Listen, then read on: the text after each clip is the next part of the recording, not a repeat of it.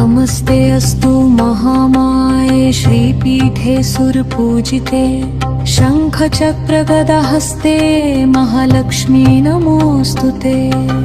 नमस्ते गरुडारूढे कोलासुरभयङ्करी सर्वपापहरे देवी महालक्ष्मी नमोऽस्तुते।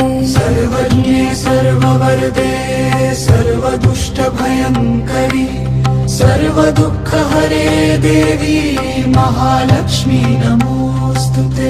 सिद्धिबुद्धिप्रदे देवी भुक्तिमुक्तिप्रदायिनी मन्त्रमूर्ते सदा देवी महालक्ष्मी नमोऽस्तुते। आद्यन्तरहिते देवी आद्यशक्ति